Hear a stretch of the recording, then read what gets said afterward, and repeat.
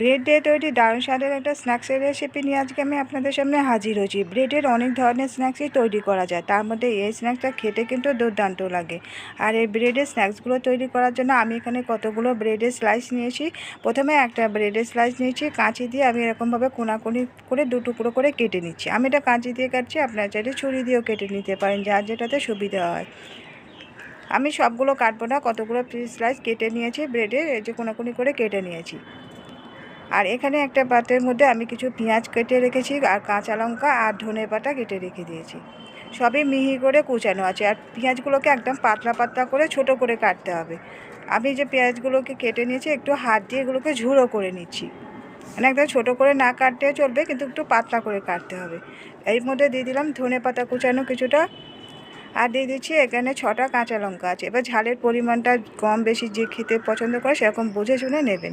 এবারে এর মধ্যে আদা বাটা দিয়ে দিলাম 1/2 চা চামচ, আর নুন দিয়ে দিচ্ছি স্বাদ মতো।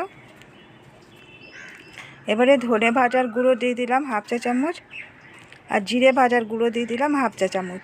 এটা আমি ছোটো চামচে দিলাম, 1 চামচ করে, 4 চামচের হলে এগুলো 1/2 চামচ করে হবে। আর সামান্য একটু দিয়ে দিলাম হিং। হলুদের গুঁড়ো দিয়ে দিলাম 1/4 টিস্পুন। এবারে এর মধ্যে দিয়ে দিচ্ছি বেসন। বেসনটা এখানে পরিমাণটা বোঝা যাবে না, বেসনটা ওই পেঁয়াজটা কতটা হচ্ছে সেরকম বুঝে এটা মাখতে হবে। বেসনটা দিয়ে মাখতে মাখতে দেখতে হবে, যদি প্রয়োজন হয় তবে লাগবে। আর দিয়ে দিচ্ছি এখানে শুকনো চালের গুঁড়ো, মানে কেনা যে চালের গুঁড়ো, সেই চালের গুঁড়ো দিয়ে দিলাম প্রথমে 3 চা চামচ দিয়ে দিচ্ছি। এবারে হাত দিয়ে প্রথমে এগুলোকে একটু মেখে নেব। এবারে অল্প অল্প করে জল দিয়ে এটাকে মাখতে হবে। একবারে বেশি করে আবার জল দেওয়া যাবে না, অল্প করে জল দিতে হবে, আর এটাকে মাখতে হবে। একটু যখন আঠালো ভাব হয়ে যাবে তখন আর এটাকে জল দেওয়ার দরকার পড়বে না। আবার একেবারে এটাকে মেখে একদম পাতলা করা যাবে না, সেই ক্ষেত্রে এটাকে কোট করতে অসুবিধা হবে। আমি এখানে যতটা বেসন দিয়েছিলাম এটাতে হবে না, আরও একটু বেসন দিয়ে দিচ্ছি।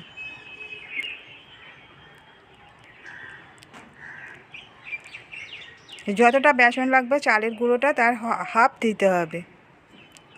এবারে বেসনটাকে দিয়ে আবারও একটু মেখে নিচ্ছি।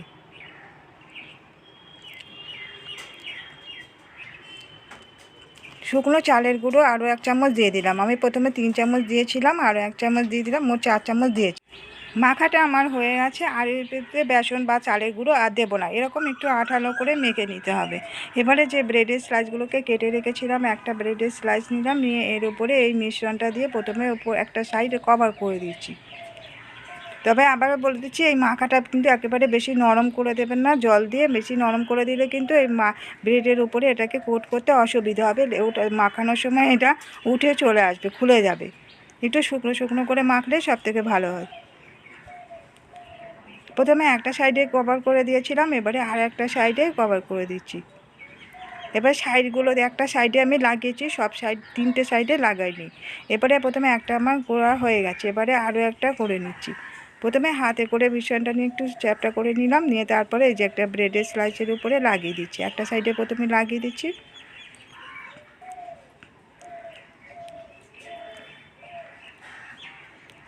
একটা সাইড আমার লাগানো হয়ে গেল। এবারে অপোজিটটাকে লাগিয়ে দেব। আর এই যে সবগুলো সাইডগুলোতে লাগাবো না, শুধু একটা যে দিকটায় যে সাদা অংশটা ওই সাইডটাতে শুধু ঢাকা দিয়ে দেবো। এই যে আরও একটা তৈরি করা হয়ে গেল। এরকমভাবে প্রথমে সবগুলোকে আগে তৈরি করে নেব। আর এখানে আমি ভাজার জন্য আগে থেকে ফ্রাই প্যানে একটু তেল গরম করতে দিয়েছিলাম, এখন এই ফ্রাই প্যানের মধ্যে দিয়ে দিচ্ছি। এখানে একসঙ্গে বেশিগুলো ভাজা যাবে না, আমি 3টে প্রথমে দিলাম। আর গ্যাসের ফ্লেমটা মিডিয়াম টু লোতে রাখতে হবে। এখন একটা সাইড ভাজা হয়ে গেছে, উল্টিয়ে দিচ্ছি।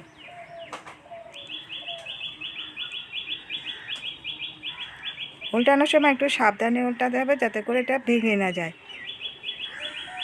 এবারে অপোজিটটাকে গোল্ডেন কালার করে ভাজা করে নেব।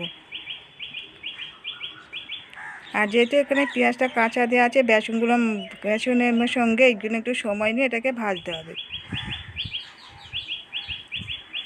একটু সাইডগুলোকে এরকমভাবে ধরে এগুলোকে যাতে ভাজা হয়ে যায়, এগুলো একটু এটাকে করে তেলের মধ্যে সাইডগুলোকে ভেজে নিতে হবে।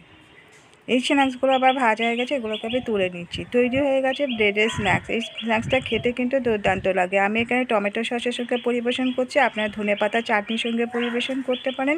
বিকালে চা কফির সঙ্গে খেতে কিন্তু দুর্দান্ত লাগে। তো বন্ধুরা, কেমন লাগলো এই রেসিপিটা কমেন্ট করে জানাতে ভুলবেন না। ভালো লাগলে একটা লাইক দিয়ে দেবেন, শেয়ার করে দেবেন এবং সাবস্ক্রাইব করে রাখার রিকোয়েস্ট করছি নতুন বন্ধুদের কাছে।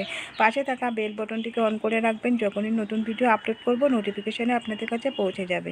আজকের মতো বিদায় নিচ্ছি, আবার ফিরে আসবো নতুন কোনো রেসিপি নিয়ে। ততক্ষণ সবাই সুস্থ থাকবেন, ভালো থাকবেন।